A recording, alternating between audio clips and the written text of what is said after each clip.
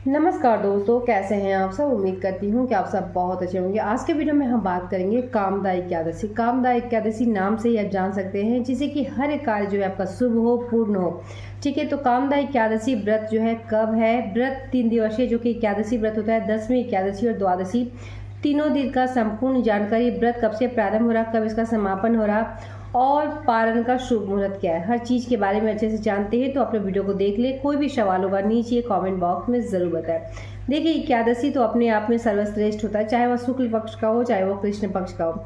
ये कामदा एकादशी जो है चैत्र मास के शुक्ल पक्ष का एकादशी, जो कि कामदा एकादशी के नाम से जाना जाता है, ये 7 तारीख को है या फिर 8 तारीख को है। थोड़ा सा कन्फ्यूज़न लगा रहता है, लेकिन इस बार आपको कन्फ्यूज़न नहीं होगा, क्योंकि 7 तारीख को यह प्रारंभ हो रहा, जो कि रात्रि के 8 बजे से ये प्रारंभ हो रहा, और 8 तारीख को जो है रात्रि के 9:12 तक रहेगा। तो पूरे दिन का जो समय है 8 तारीख को, पूरा जो एकादशी का ही समय है। ठीक है, तो आपको व्रत जो है 8 तारीख को करना है।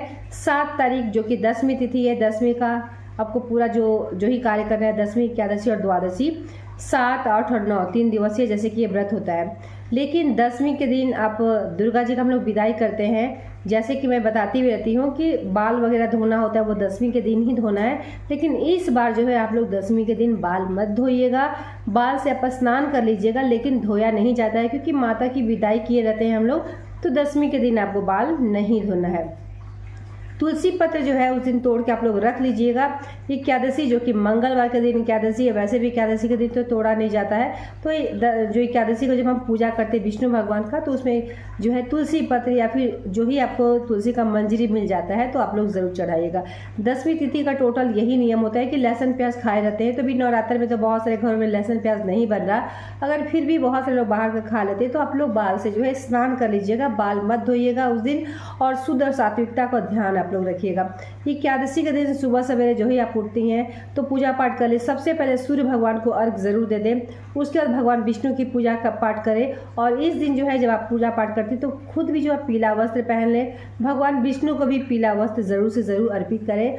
पीला भोग हो, कुछ भी आप अर्पित करते हैं, अच्छे से पूजा पाठ नित्य नियम धर्म से आप करें।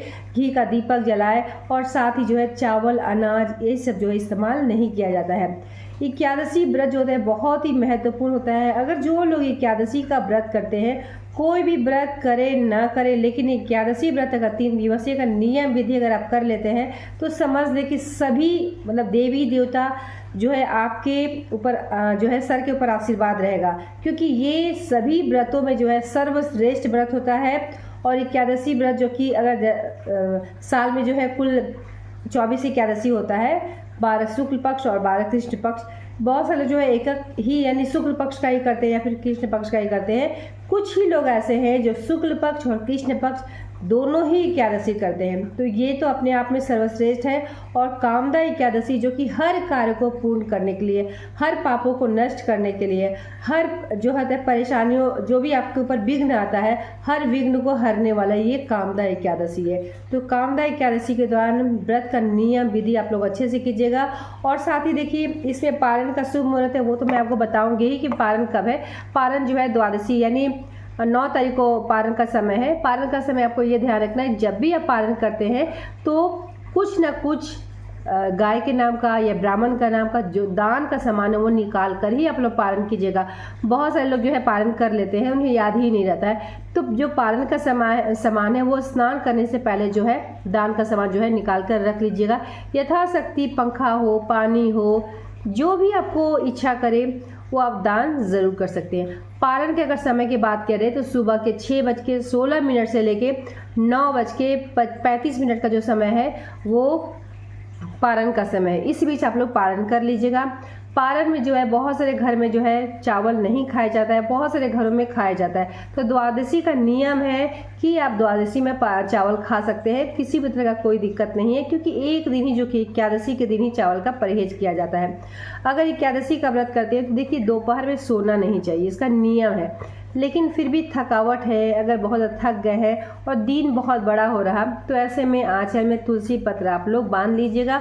उसके बाद थोड़ा सा आप रेस्ट वगैरह कर सकते हैं। ठीक है, हर चीज़ के बारे में बता दी। तो 8 तारीख मंगलवार के दिन आपको कामदा एकादशी का व्रत मिल रहा।